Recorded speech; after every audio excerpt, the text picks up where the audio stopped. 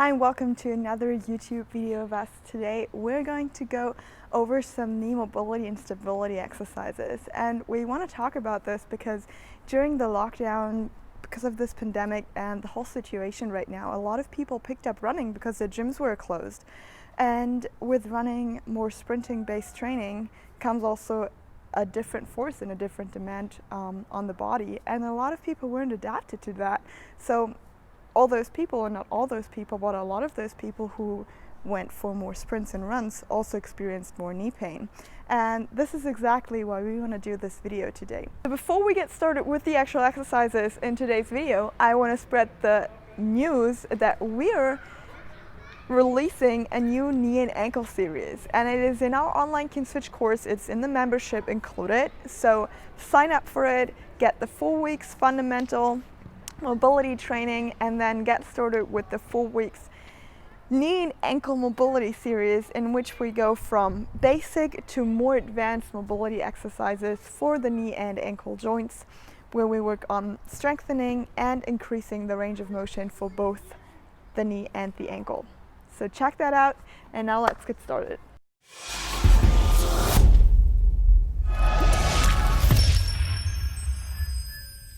So we're going to start with knee internal rotation, and I know a lot of you will be asking, why should we work on rotation? Does the knee even rotate? And yes, the answer is it does rotate, even if rotation isn't like a movement that we're regularly using.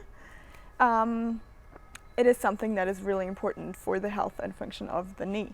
So we're going to work on knee internal rotation first, because that is what most people are lacking when they start and pick up running and experience knee pain. And also like hip internal rotation is a huge factor, but we're going to focus on knee internal rotation now. So get into a seated position, and what you want to do is basically keep your foot planted on the ground, and then imagine your foot as a windshield wiper. So you keep the heel planted, and then you swipe your foot to the left, so inside, and you will feel the tibia rotating. Okay, so put your hand on your tibia, you'll feel it rotating, and you want to keep the foot planted.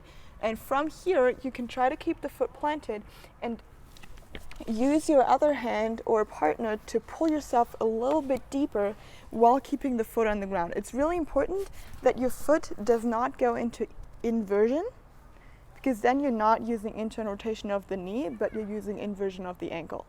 Okay, so keep the foot planted, and you will feel a sensation right here, and then there will be a stretch on the outside and an unusual sensation in your knee or your tibia.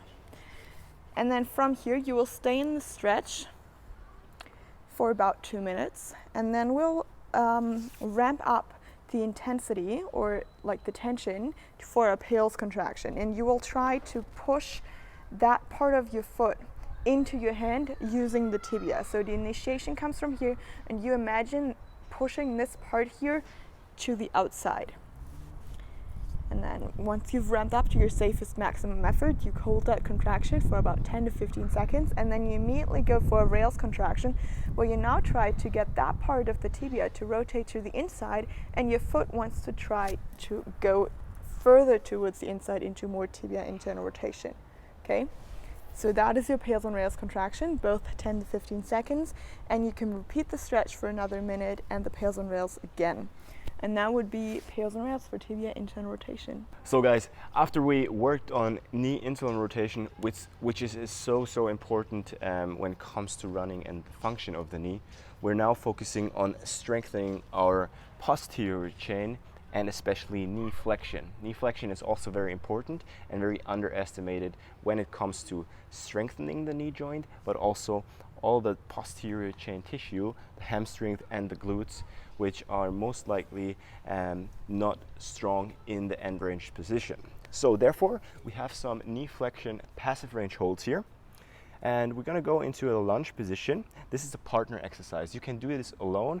If you have a soft box or a couch, then you could elevate your ankle on the couch or on the box. It's also possible. But now that's a partner exercise. And for this exercise, I'm gonna put her into her passive end range. So I'm gonna push her heel as close to the butt cheek as I can without her compensating with pushing the hip forward or backward. She should stay in the same position, or you. And then from here, I tell her to engage her glutes, her hamstrings.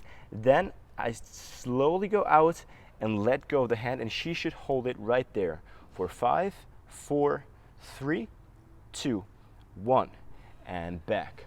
Beautiful. That was one hold with a 5-second isometric hold at the almost end range. You saw I went out a little bit because in the passive end range she wouldn't be able to hold the contraction. So I went out by 5 to 10 degrees, and then she had to hold the contraction for 5 seconds. This was a passive range hold.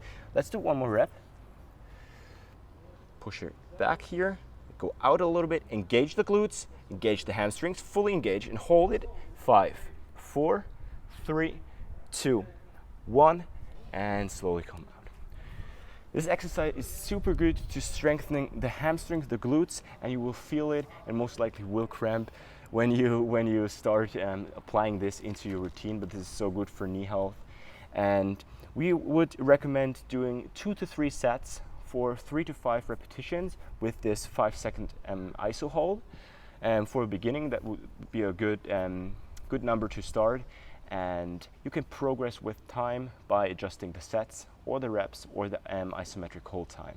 So now we're going to show you some knee internal rotation strengthening with knee internal rotation half cars.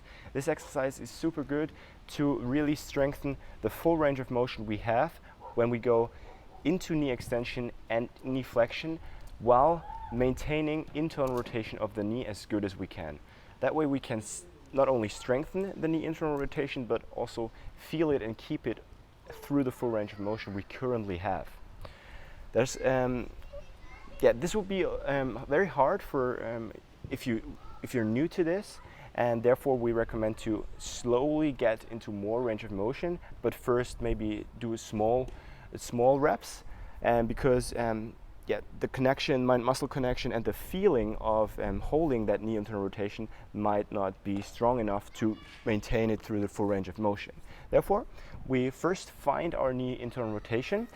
So, as in the first exercise, swipe the front foot to the inside while maintaining the heel on the ground. And now, she's already used to it, but you can feel the internal rotation when the tibia moving, when you hold your hand on top of it. And then if you feel that you have the maximum knee internal rotation, then hold that, really try to engage this tissue inside here.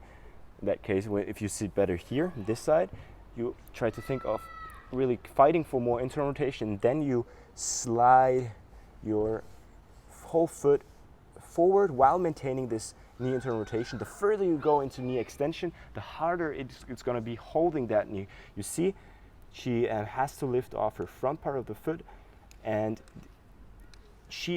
as she go into knee extension, she will drop out a little bit of knee internal rotation, as it is not anatomical and possible only for hypermobile people to have knee internal rotation while being in full knee extension.